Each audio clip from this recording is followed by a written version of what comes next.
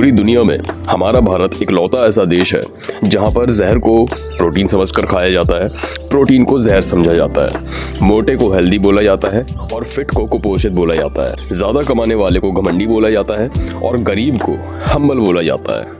हम में और आप में से ना जाने कितने सारे लोग ऐसे हैं जो डेली बेसिस पे हेल्दी समझकर जो भी डाइट फॉलो कर रहे हैं, उनको लगता है कि उसमें प्रोटीन कंटेंट भरपूर है, लेकिन उसमें प्रोटीन से ज़्यादा कार्बोहाइड्रेट की मात्रा होती है और वो जाने अनजाने में अपनी हेल्थ को कॉम्प्रोमाइज़ कर रहे होते हैं। फिर उनको लगता है कि यार मैं घर का खाना खा रहा हूँ, मैं सारी चीज़ें फॉलो कर रहा हूँ, डाइट वाइट कर रहा हूँ, उसके बाद भी मेरा पेट क्यों नहीं कम हो रहा, मेरी हेल्थ क्यों अच्छी नहीं हो रही, मुझे बीमारियाँ क्यों लग रही हैं। इसका कारण यही है कि जिसको आप प्रोटीन समझकर खा रहे हो वो प्रोटीन का कंटेंट नहीं है, वो प्रोटीन का सोर्स नहीं है, वो सिर्फ और सिर्फ कार्बोहाइड्रेट का सोर्स है। और वो भी ऐसा कार्बोहाइड्रेट जो आपकी बॉडी में जाने के बाद एनर्जी क्रिएट करने की बजाय आपकी बॉडी में से उल्टी एनर्जी खींच लेता है। आप ऐसे समझो कि आपने फ़ोन को चार्ज करने के लिए पावर बैंक का यूज़ किया।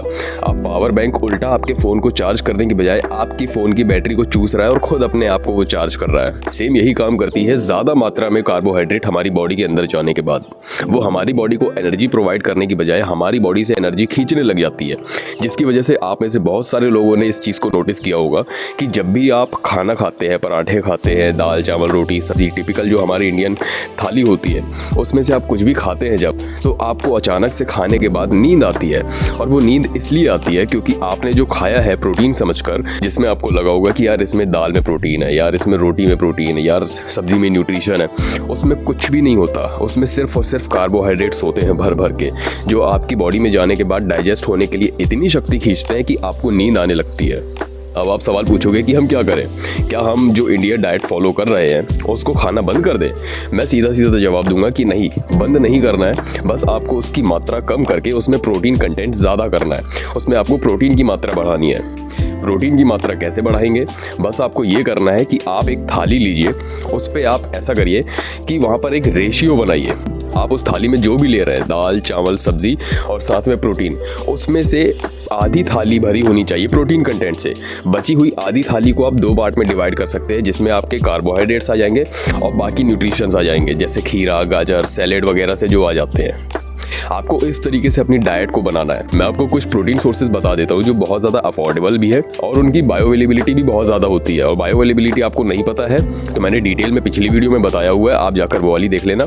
अभी के लिए मैं छोटा सा कंटेक्स्ट दे देता हूँ। बायोअवेलेबिलिटी का मतलब होता है कि प्रोटीन जो हम खाएंगे, अगर उसकी बायोअवेलेबिलिटी ज़्यादा होगी तो वो हमारी बॉडी में जाने के बाद बहुत अच्छे से डाइजेस्ट होगा। इसीलिए मैं आपको कुछ प्रोटीन कंटेंट बता देता हूँ जो आप डेली डाइट में फॉलो कर सकते हो। बस आपको सिंपली ये करना है कि हर बार जो भी आप मील खाएंगे, हर बार उस मील में एक ना एक प्रोटीन कंटेंट होना चाहिए। वो प्रोटीन सोर्स जो होगा वो मैं आपको बता देता हूँ। सबसे पहली चीज़ है अंडे। अगर आप खा सकते हो तो बहुत अच्छी बात है, नहीं खा सकते तो पनीर खा सकते हो।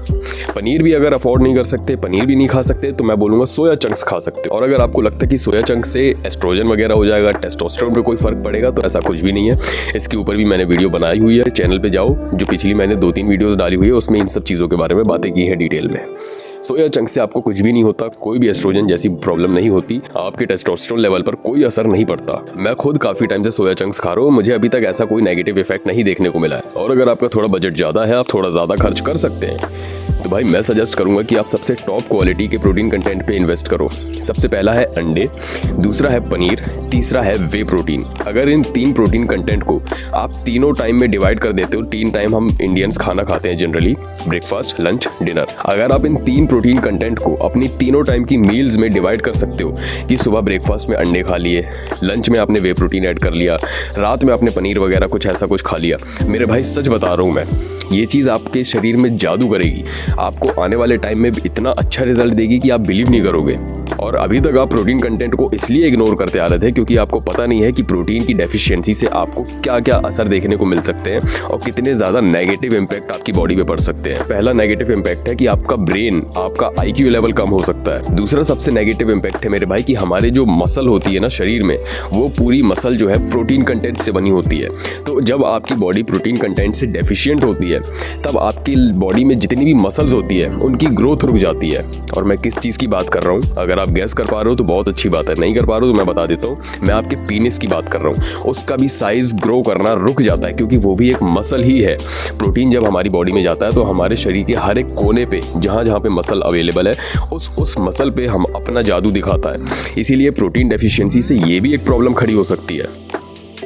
प्रोटीन डेफिशिएंसी से आपका फैट बहुत ज़्यादा बढ़ने लग जाता है, आपको हार्ट की प्रॉब्लम्स हो सकती है, आपको कितनी सारी प्रॉब्लम्स हो सकती है सिर्फ प्रोटीन कंटेंट के डेफिशिएंट होने से। यहाँ तक कि मेरे भाई जो सबसे कॉमन शिकायत लोगों को होती है हमारे इंडिया में, ज़्यादातर लोगों को होती है, वो होती है भाई स्किन क्वालिटी से। तो आपकी स्किन क्वालिटी पर भी बहुत ज़्यादा नेगेटिव इंपैक्ट देखने को मिलता है प्रोटीन डेफिशिएंसी की वजह से। इसीलिए अगर अभी तक आप सिर्फ दाल चावल रोटी सब्जी के ऊपर टिके हुए थे और आप सोच रहे थे कि ये बहुत ज़्यादा हेल्दी है, आलू के पराठे वगैरह सैंडविच वगैरह, आपको लगता होगा हेल्दी है जस्ट बिकॉज कि आपके घर पे बना हुआ घर का खाना है, इसलिए ऐसा नहीं होता। घर पे अगर आप तली मली चीज़ें खा रहे हो तो वो हेल्दी नहीं हो जाएंगी, वो रहेगी अनहेल्दी ही। बस ये रहेगा कि आप अच्छी हाइजीन में उस चीज़ को बना रहे हो, तो एक वहाँ पर बेनिफिट ये मिल जाता है, लेकिन उसकी हेल्थ से कोई रिलेशन नहीं होता। अगर आप तली मली चीज़ें और अनहेल्दी चीज़ें खा रहे हो तो घर पे भी बनाकर खाओगे तो वो अनहेल्दी ही रहेगी। तो मैंने अपनी तरफ से अफोर्डेबल 3 प्रोटीन सोर्सेज बता दिए हैं, अंडे, सोयाबीन और पनीर। इसके अलावा एक और बता देता हूँ, दूध, गाय का दूध।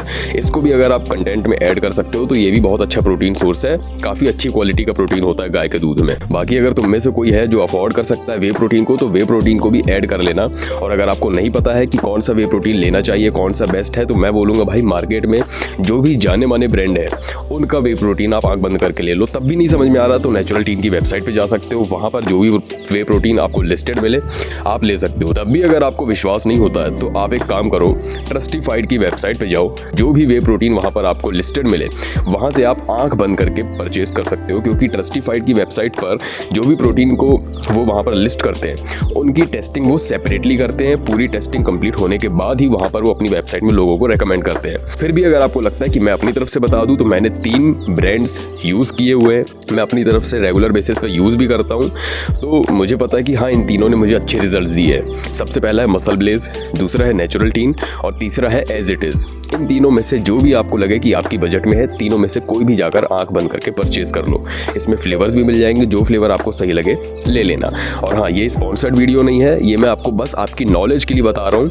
ज़रूरी नहीं है कि हर चीज़ की नॉलेज मैं पैसे लेकर ही दूँ, कुछ चीज़ें अगर फ्री में बता सकता हूँ तो मेरा उसमें कोई घाटा नहीं है। बाकी अगर वीडियो पसंद आई हो तो वीडियो को शेयर कर देना, नहीं पसंद आई हो तो भी कर देना, क्योंकि मैसेज पहुँचना बहुत ज़रूरी है। इसके साथ ही इस वीडियो को अपने उन दोस्तों के साथ भी शेयर करना जो अभी तक इस तरीके की डाइट को फॉलो कर रहे हैं और उनको लगता है कि प्रोटीन बहुत ज़्यादा हार्म करता है हमारे शरीर में, और अगर उनको लगता है कि हमारी इंडियन डाइट में बहुत ज़्यादा प्रोटीन है तो उनको आप ये वीडियो शेयर कर देना। बाकी चैनल पर नए आए थे तो चैनल को सब्सक्राइब कर लेना। मुझे इंस्टाग्राम पर फॉलो नहीं किया तो जाओ फॉलो करो, ऐसा ही बढ़िया बढ़िया कंटेंट मैं वहाँ पर भी डालता रहता हूँ। मैं मिलूंगा आपको नेक्स्ट वीडियो में, टिल देन मचाते रहो।